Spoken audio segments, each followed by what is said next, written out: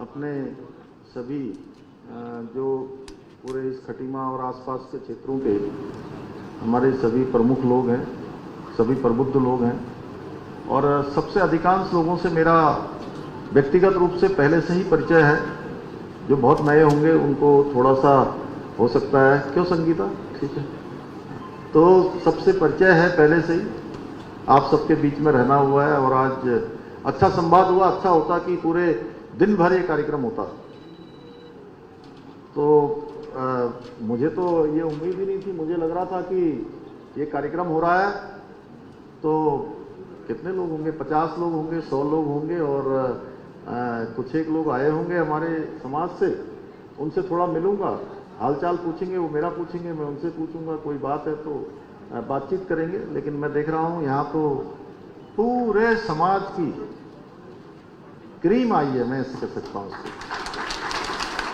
तो ऐसे संवाद कार्यक्रम में हमारे यहाँ की ब्लॉक प्रमुख सरिता राणा जी, रविंदर राणा जी, थाड़ू राणा परिषद के अध्यक्ष श्री दान सिंह राणा जी, मंजीत सिंह जी प्रधान संघ के अध्यक्ष, गोपाल सिंह राणा जी संरक्षक, ध्यान सिंह राणा जी हमारे शक्ति केंद्र संयोजक, हरीशचंद्र राणा जी, रमेश राणा जी, सूरज प्रकाश राणा जी अध्यक्ष बार एसोसिएशन, आकाश राणा जी और कार्यक्रम में उपस्थित हमारे सभी महानुभाव, यहाँ पर जितने भी उत्तराखंड सरकार के दर्जाधारी हमारे मंत्री हैं, सभी उपस्थित भाइयों एवं बहनों, मीडिया के सभी मित्रों, सच में मुझे आज आप सबके बीच में आकर बहुत प्रसन्नता हो रही है और बड़ा संतोष भी हो रहा है कि वर्षों वर्षों से आप सबके साथ बड़ा संबंध रहा है।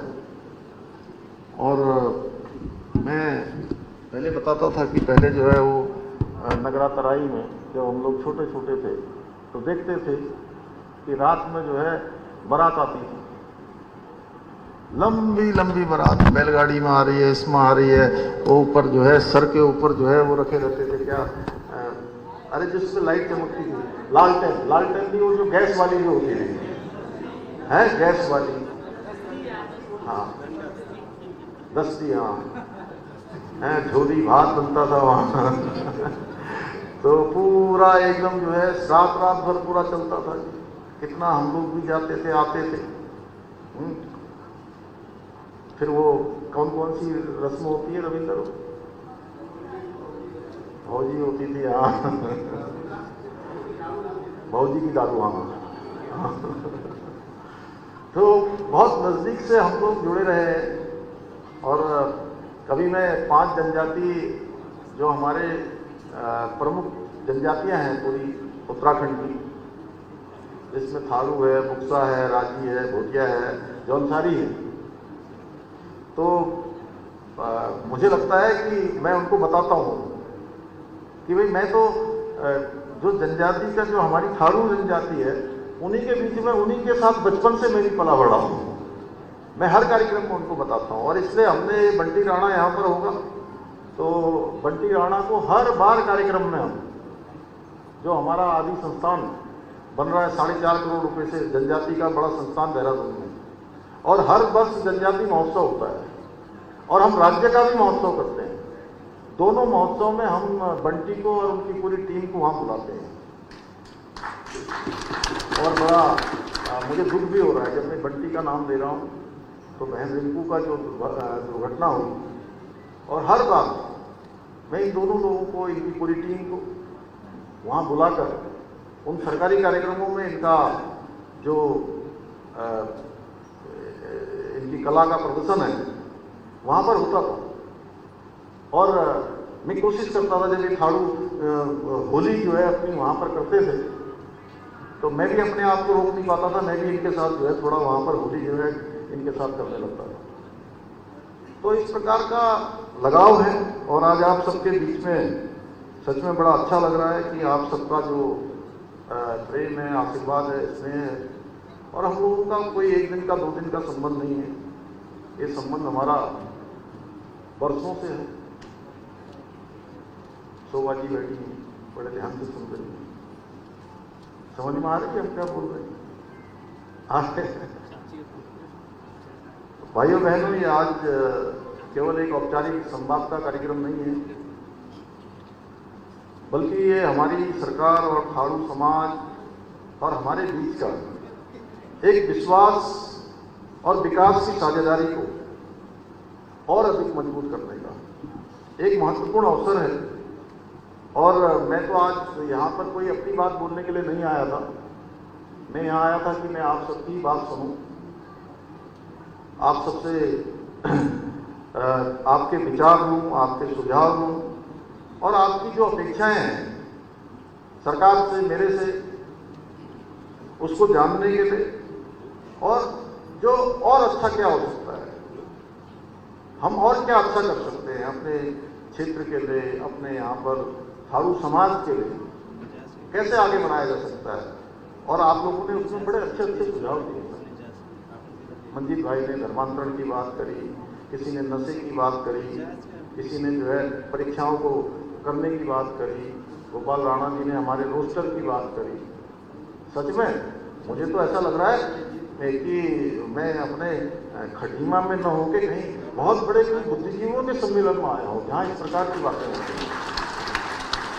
हमारा समाज बहुत प्रगति कर रहा है, बहुत आगे जा रहा है, इसलिए खुलकर चर्चा करने के लिए मैं आया था, क्योंकि आपकी जो हर बात हमारी सरकार के लिए बहुत महत्वपूर्ण है और उसी के अनुरूप हम योजनाओं को बनाने और उनको और प्रभावी तरीके से और अच्छे तरीके से कैसे लागू कर सकते हैं। भाइयों बहनों, हमारी जो थारू समाज की संस्कृति है, परंपराएं हैं, वो केवल खटीमा ही नहीं बल्कि आप पूरे उत्तराखंड के लिए बहुत गौरव का विषय है। और मुझे लगता है कि सभी जनजातियों में थारू समाज बहुत अधिकता में है, बहुत बड़ी संख्या है और थारू समाज का प्रतिनिधित्व हर जगह होना चाहिए। मैं ऐसा मानता हूँ, संस्कृति के स्तर पर, अन्य स्तरों पर हर जगह भागीदारी होनी चाहिए।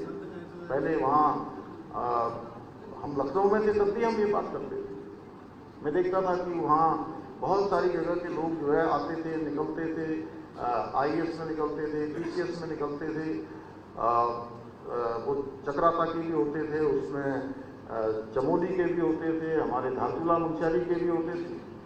तब खटीमा वालों को मैं ढूंढता था कि हमारे यहाँ भी जब मैं पढ़ता था कि खटीमा में इतनी बड़ी संख्या में हमारा जनजाति समाज रहता है। खटीमा, नानकमता, शिकारगंज, ये पूरा इलाका हमारा जनजाति बाहुल्य है। मैं कहता हूँ तो इस क्षेत्र के लोगों को भी आगे आना चाहिए, ये मेरी पहले से सोच रही है।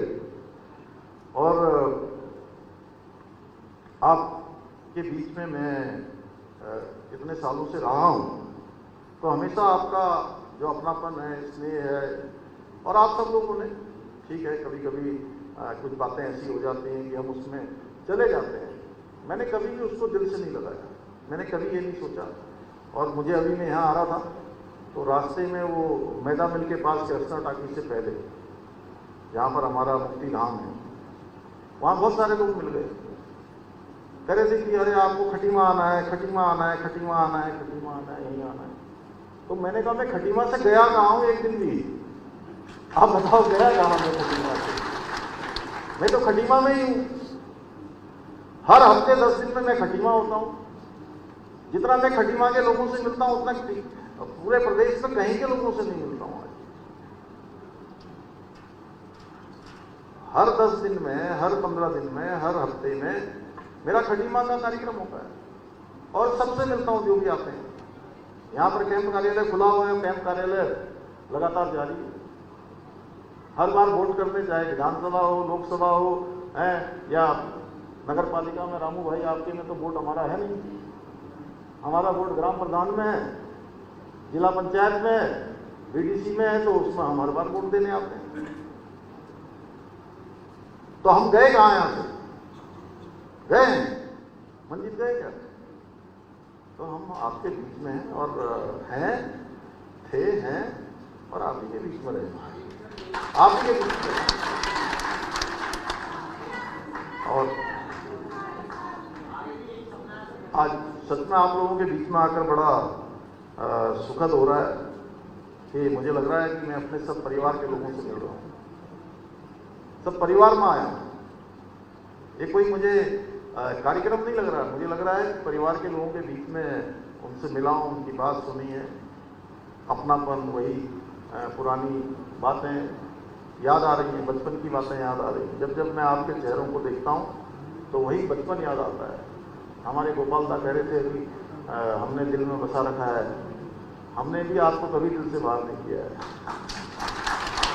हमेशा हम जो है यहाँ की चिंता करते हैं, जितने लोग मिलते हैं कोशिश करते हैं कि उनके साथ हमेशा बना रहे। और हमारे प्रधानमंत्री जी के सशक्त नेतृत्व में पहली बार देश की आज़ादी के जनजाति समाज को सशक्त बनाने के लिए, मजबूत बनाने के लिए जो काम हुआ है वो पहले कभी नहीं हुआ। जनजाति समाज की जो आदिवासी क्षेत्र की महिला, एक सामान्य परिवार में पैदा होने वाली संथाल जो हमारे वहाँ के आदिवासी हैं, उस समाज से आज वो पूरे देश का नेतृत्व कर रही है। हमारे प्रधानमंत्री मोदी जी की ये सोच है। आप देखिए राष्ट्रपति जनजाति समाज, इससे बड़ी सोच क्या हो सकती है जनजाति समाज के लिए। इसलिए हमारा भी प्रयास है शिक्षा, स्वास्थ्य, रोजगार, इन सभी क्षेत्रों में इन सुविधाओं को और मजबूत बनाया जाए। इस दिशा में काम करते हुए अटल आवास योजना, इसको हमने और व्यवहारिक बनाया है। घर निर्माण की लागत में बढ़ोतरी की है ताकि अधिक से अधिक परिवारों को इसका लाभ मिल सके। उधम सिंह नगर में इस योजना के लगभग 3 करोड़ रुपए से अधिक की अभी तक सहायता यहाँ प्रदान हुई है। प्रधानमंत्री आवास ग्रामीण योजना में भी बड़ी संख्या में हमारे जनजाति परिवारों को आवास मिले और आगे भी ये प्रक्रिया चल रही है। और मुझे बताते हुए विशेष प्रसन्नता है कि जो प्रधानमंत्री की आवास योजना है ग्रामीण की, उस योजना में जिन लोगों को घर मिले हैं और इस वर्ष जो आवेदन आए हैं उनमें लगभग 28% हमारे जनजाति परिवारों के हैं, एक बड़ी संख्या है। इसके अलावा प्रधानमंत्री जनधन आवास योजना के तहत पहले चरण में इस जिले में 824, दूसरे चरण में 101 घरों का निर्माण किया जा रहा है। शिक्षा के क्षेत्र में भी हमारी सरकार जनजातीय समाज को सशक्त बनाने के लिए काम कर रही है। जनजाति कल्याण विभाग के माध्यम से आश्रम पद्धति विद्यालय, छात्रावास, ITI संस्थान, इसमें करोड़ों रुपए की धनराशि दी गई है जिससे बच्चों को और बेहतर सुविधाएं मिलें। इन आश्रम पद्धति विद्यालयों को कक्षा 12 तक अपग्रेड करने का काम भी किया जा रहा है कि उनका उच्चीकरण हो, जिससे कि उनको अनवरत रूप से वहीं पर शिक्षा का अवसर मिले। इसके अलावा एकलव्य मॉडल आवासीय विद्यालयों के माध्यम से भी आज जनजाति समाज के बच्चों को बहुत अच्छी शिक्षा मिल रही है। वहीं रह रहे हैं, वहीं पर उनको ड्रेस मिल रही है, वहीं किताबें मिल रही हैं, वहीं रहने की व्यवस्था है, भोजन की व्यवस्था है, सभी प्रकार की सुविधाएं हैं जो एक अच्छे मैं कह सकता हूँ अच्छी शिक्षा जिसके मानक होते हैं उस प्रकार की शिक्षा है। और खटीमा में भी बालिका छात्रावास के लिए भी हमने 4 करोड़ स्वीकृत किए हैं। बाजपुर में 16 करोड़ रुपए से अधिक की लागत विद्यालय और छात्रावास का निर्माण वहाँ पर किया जा रहा है। अभी गदरपुर में 100 बेड का बालक छात्रावास बनाया जा रहा है। थारू राजकीय इंटर कॉलेज में भी 2 करोड़ रुपए की लागत से खेल मैदान, उसका सौंदर्यीकरण, ऑडिटोरियम और आधुनिकीकरण भवन मरम्मत का कार्य भी किया जा रहा है। यहाँ तो आपको पता ही है, मेरे को बोलने की जरूरत नहीं है, हमारे रविंदर जी ने बहुत विस्तार से बता ही दिया है सारा काम किस प्रकार से हुआ है। हमारा ये उद्देश्य है कि हमारा जनजाति समाज पूरी तरह से आत्मनिर्भर बने और इसके लिए हमारी सरकार पूरी प्रतिबद्धता के साथ काम कर रही है।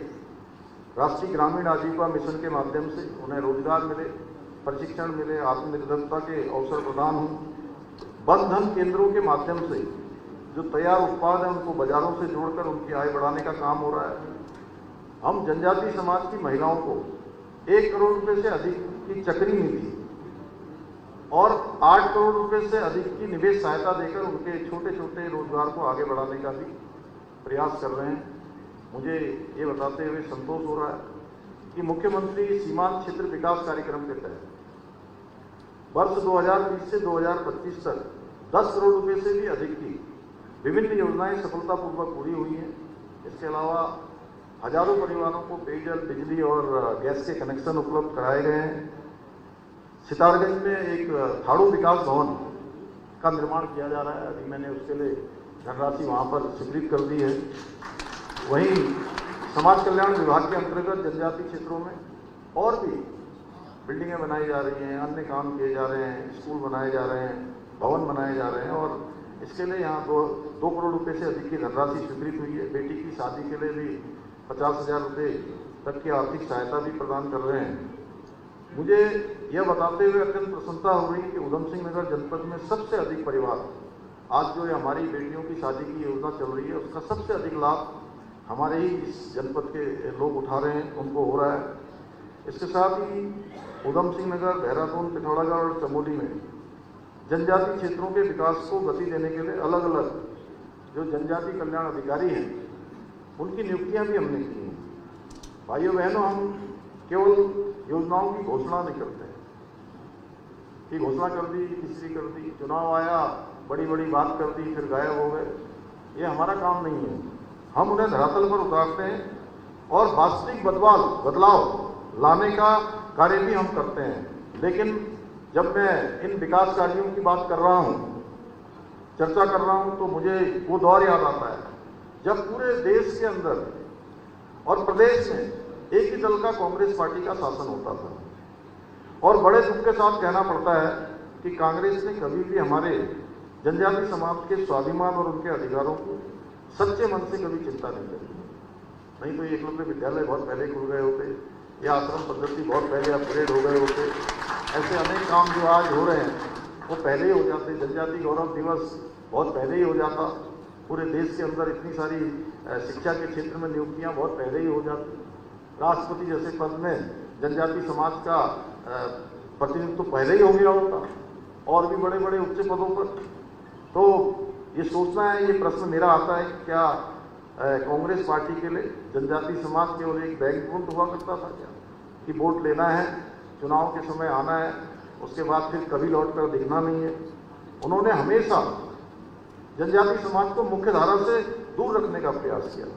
भाइयों बहनों, भगवान बिरसा मुंडा जैसे महानायक को सम्मान नहीं दिया गया जिसके वो वास्तविक हकदार थे, और जनजातीय समाज का हित वो कभी नहीं कर सकते जो भगवान बिरसा मुंडा को सम्मान नहीं दे सकते।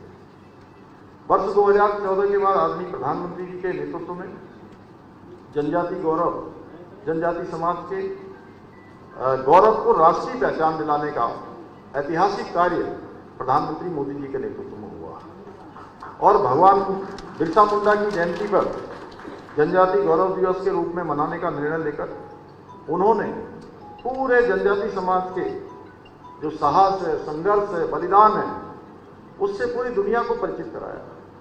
पूरे देश के अंदर आप देखिए एक ही दिन जनजातीय गौरव दिवस मनाया जाता है। कितनी तैयारियां होती हैं, कितनी जगह पर कार्यक्रम होते हैं, सरकारी कार्यक्रम होते हैं। हर कार्यक्रम में मंत्री, मुख्यमंत्री, प्रधानमंत्री भाग लेते हैं। मैंने भी इस बार जनजातीय गौरव दिवस के अवसर पर, उस दिन चूंकि बाहर हमारा कार्यक्रम था, मैं नानक मता के कार्यक्रम में सम्मिलित हुआ था। बड़ा कार्यक्रम हुआ था। भाइयों बहनों, हमारी डबल इंजन का संकल्प है कि थारू समाज का प्रत्येक परिवार विकास की मुख्य धारा से जुड़े। परिवार के हमारे बेटे बेटियां आगे आए, हमारे बच्चे आगे आए, युवा आत्मनिर्भर बने, वो सशक्त बने, शिक्षित बने। मैं आपको विश्वास दिलाता हूं कि आपकी हर समस्या, हर सुझाव और हर अपेक्षा हमारी सरकार की प्राथमिकता है। हम थारू समाज के सर्वांगीण विकास के लिए पूरी निष्ठा और प्रतिबद्धता के साथ इसी प्रकार काम करते रहेंगे। बातें बहुत सारी हैं, लेकिन मुझे लगता है कि कम कहना ज़्यादा समझना। और कई बार कहते हैं ना कि पूजा चाहे कितनी भी लंबी हो जाए, वो आपका ध्यान लगाने के लिए, विचार लगाने के लिए ठीक होती है, लेकिन पूजा में अगर 1 सेकंड का भी भाव आ जाए तो उस भाव में भगवान मिल जाते हैं। और आप सबके मन में जो विचार आया है, जिस प्रकार की आपकी भावना है, ये भावना हमारे पूरे इस खटीमा क्षेत्र को, आसपास के क्षेत्रों को बहुत आगे बढ़ाने में सहायक सिद्ध होगी।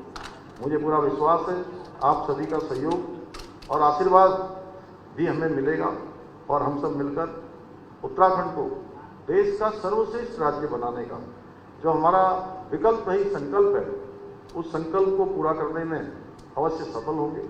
उसमें हमारा एक खटीमा क्षेत्र भी विकास की उस यात्रा में सहभागी बनेगा।